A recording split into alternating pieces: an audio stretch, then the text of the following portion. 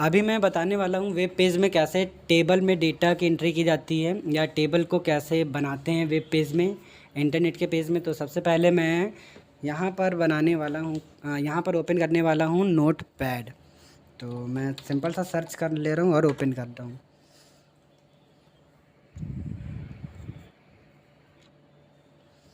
अभी full screen करने वाला हूँ, तो मैक्सिमाइज़ पर क्लिक किया, फुल स्क्रीन कर दिया।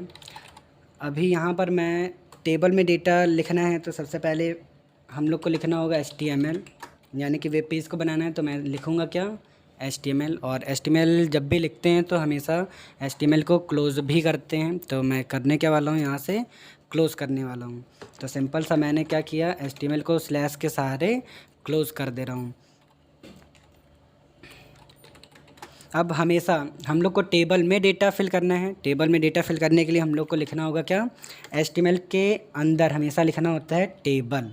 तो मैं लिखने वाला हूँ यहाँ से टेबल। टेबल लिखा तो टेबल को क्लोज़ भी करते हैं। तो मैं क्लोज़ करने के लिए मैं आया, एंटर किया और यहाँ पर मैं स्लैश के सारे टेबल को क्लोज़ कर दे रहा हूँ। यहाँ पर मैंने किया क्या है, तो टेबल को क्लोज़ कर दिया। अब हमेशा टेबल के अंदर चीज़ों को लिखना होता है। तो मैं सबसे पहले टेबल की मेन हेडिंग को बनाने वाला हूँ। तो मेन हेडिंग को बनाने के लिए, तो अभी तक का हम लोग हेडिंग को बनाने के लिए या पैराग्राफ को बनाने के लिए H1 यूज़ करते थे, या पैराग्राफ को लिखने के लिए P ओपन करते थे और P को क्लोज़ कर देते थे। अभी मैं यहाँ पर टेबल के मेन हेडिंग को बनाने के लिए मैं लिखने वाला हूँ कैप्शन। तो टेबल में जब भी हेडिंग को चूज़ कर लिखना हो तो लिखना होता है कैप्शन, और कैप्शन लिखा है तो कैप्शन को क्लोज़ भी करना होता है स्लैश के सहारे। तो मैंने क्या किया, कैप्शन को क्लोज़ कर दिया। अब यहाँ पर जो भी मेन हेडिंग का नाम लिखना हो तो यहाँ पर लिखा जा सकता है। जैसे कि मैंने लिखा EMP डेटा, EMP मतलब एम्प्लॉई डेटा। अब हमेशा कैप्शन के बाद टेबल के मेन हेडिंग को बनाने के लिए, यानी कि टेबल की हेडिंग को क्रिएट करने के लिए हमेशा रो में लिखा जाता है टेबल को। तो टेबल के हेडिंग को क्रिएट करने के लिए या टेबल की लाइन को लिखने के लिए मैं यूज़ करने वाला हूँ TR। यदि ओपन किया है तो TR को क्लोज़ भी करना होता है। तो मैंने स्लैश के सारे TR को क्लोज़ कर दिया। अब हम लोग को पता है टेबल में टॉप पर सबसे पहले हेडिंग बनाना होता है। तो हेडिंग बनाने के लिए मैं हमेशा TR के अंदर ही लिखूँगा। क्या लिखने वाले हैं, तो सबसे पहले हम लोग लिखने वाले हैं सीरियल नंबर। सीरियल नंबर लिखने के लिए मैं लिखूँगा सबसे पहले TH। तो मैंने क्या किया, TH ओपन किया और TH को मैं क्लोज़ करूँगा। तो क्लोज़ कर दिया। अब कौन सी हेडिंग बनानी है, तो यहाँ पर मैंने लिख दिया S नंबर, मतलब सीरियल नंबर। अभी इसके बाद दूसरी हेडिंग बनानी है। दूसरी हेडिंग बनाने के लिए मैं करूँगा क्या, या पहले हम लोग इतना डेटा सेव कर लेते हैं। तो डेटा सेव करने के लिए मैं क्लिक करूँगा Ctrl+S। लोकेशन चूज़ करेंगे हम लोग डेस्कटॉप, और यहाँ पर लिखेंगे हम लोग j.html। मैंने एक नाम दे दिया j.html और यहाँ पर मैं सेव कर दे रहा हूँ। अब सेव करने के बाद मैं वेब पेज को ओपन कर रहा हूँ, और ओपन करने के बाद यहाँ पर देख सकते हैं कि इंटरनेट का पेज आ गया। इसको मैंने ओपन किया। तो जैसे ही ओपन किया तो यहाँ पर हम लोग के पास हेडिंग आ गई है प्लस सीरियल नंबर आ गया। अभी हम लोग ने फिर से नोटपैड को ओपन कर लिया, और ओपन करने के बाद चीज़ें और भी आगे मैं लिख रहा हूँ। तो मैंने पहली हेडिंग बना दी है TH। दूसरी हेडिंग बनाने के लिए मैं फिर से TH लिखूँगा और TH को क्लोज़ करूँगा। तो मैं इसी को ही कॉपी कर ले रहा हूँ, या लिखना चाहो लिख भी सकते हैं। तो मैं इसको इतना सेलेक्ट किया और कॉपी किया और यहीं पर ही पेस्ट कर दे रहा हूँ। पेस्ट करने के बाद अब हमारे पास दूसरी हेडिंग तैयार हो चुकी है। केवल नाम बदलना होगा। जहाँ पर सीरियल नंबर लिखा है वहाँ पर मैं लिखने वाला हूँ EMP डेटा। हाँ, एम्प्लॉई नेम लिखने वाले हैं। तो मैंने लिख दिया एम्प्लॉई नेम। डेटा सेव करेंगे, आना होगा हम लोग को वेब पेज पर, रिफ़्रेश करेंगे F5।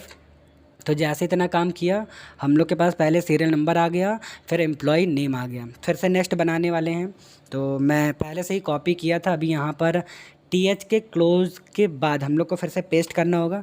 तो मैंने यहाँ पर पेस्ट कर दिया। तो यहाँ पर हम लोग देख सकते हैं तीसरी हेडिंग बनेगी। अब यहाँ पर भी नाम बदल देना होगा। तो अभी तक का मैंने एम्प्लॉई नेम लिखा था, इस बार मैं लिखने वाला हूँ कॉन्टैक्ट नंबर लिख दिया। अभी मैं सेव करूँगा, डेटा चेक करूँगा, आऊँगा यहाँ पर रिफ़्रेश करूँगा तो ये नेक्स्ट हेडिंग बन गई। पहली हम लोग की सीरियल नंबर, दूसरा एम्प्लॉय डेटा, तीसरा कॉन्टैक्ट नंबर। अभी मैं पिन कोड लिखने वाला हूँ, यानी कि पिन कोड की हेडिंग बनाने वाला हूँ। तो कॉपी पहले से ही किया था, मैं फिर से TH के क्लोज़ के बाद मैं पेस्ट करूँगा और जहाँ पर सीरियल नंबर लिखा है वहाँ पर मैं लिखूँगा क्या, पिन कोड। तो मैंने लिख दिया पिन कोड। डेटा सेव करेंगे, आना होगा वेब पेज पर, अल्ट टैब क्लिक करने के बाद और F5 से रिफ़्रेश करेंगे। जैसे इतना काम किया पिन कोड आ गया। तो ये टेबल की हेडिंग बन गई है। अभी इसमें डेटा फिल करना है। डेटा फिल करने के लिए करना क्या होगा, हमेशा TR के बाद इसी लाइन को कॉपी करना होगा। मैंने कॉपी किया और नेक्स्ट लाइन में मैं पेस्ट कर दे रहा हूँ।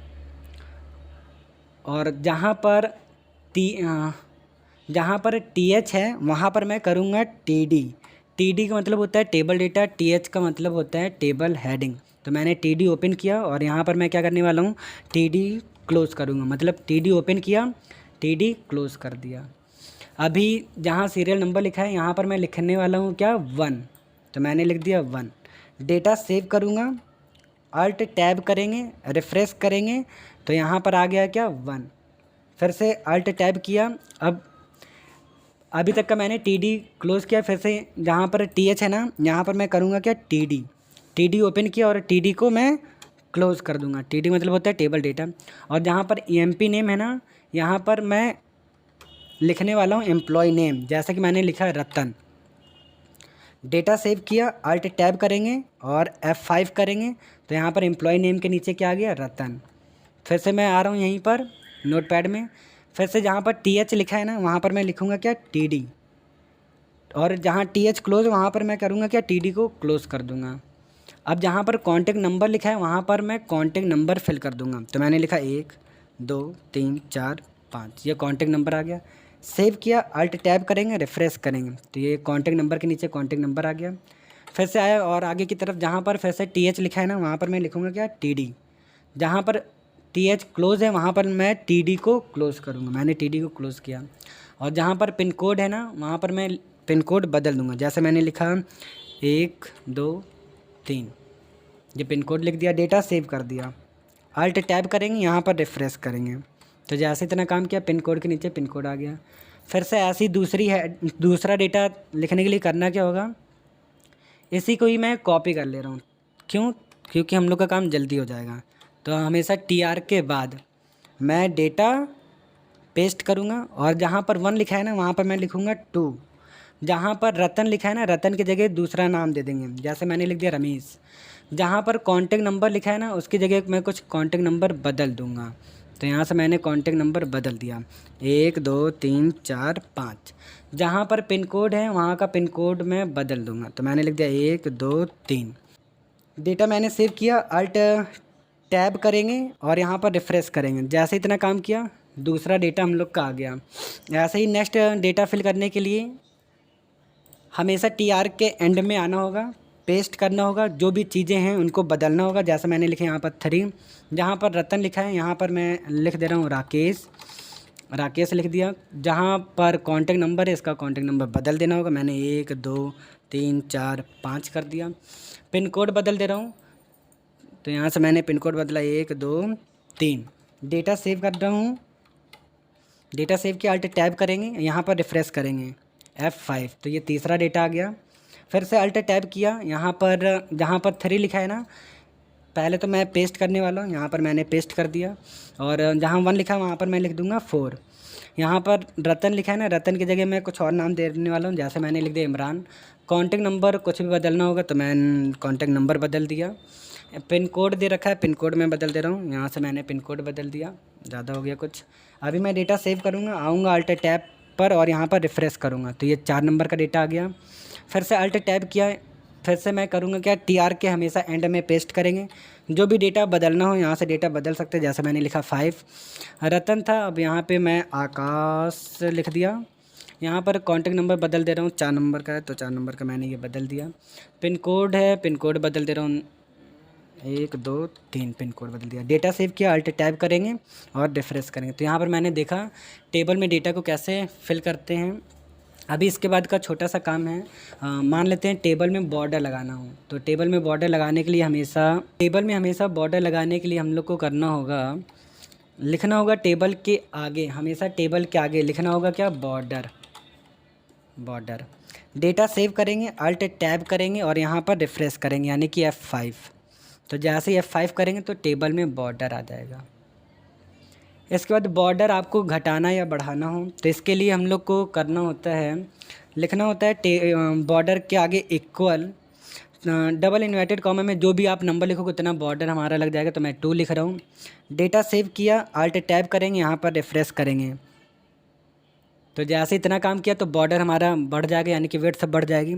अब बॉर्डर का सेल स्पेसिंग या सेल पैडिंग बढ़ाना हो तो इसके लिए हम लोग को लिखना होगा, हमेशा बॉर्डर के बाद लिखना होगा सेल पैडिंग, इक्वल करेंगे डबल इन्वर्टेड कॉमा में जो भी आप नंबर लिखना चाहो, जैसे मैंने लिख दिया 3, हमें सेल स्पेसिंग लिख दिया, इक्वल करेंगे डबल इन्वर्टेड कॉमा में जो भी आप नंबर लिखोगे, इसका भी मैं 3 लिख दे रहा हूँ। रिफ्रेश किया तो जैसे इतना काम किया स्पेस थोड़ा सा बढ़ जाएगा। अभी इसके बाद मैं टेक्स्ट को राइट लेफ़्ट सेंटर करने वाला हूँ। तो अभी लेफ़्ट में ही है, मान लेते हैं रतन को सेंटर में करना है।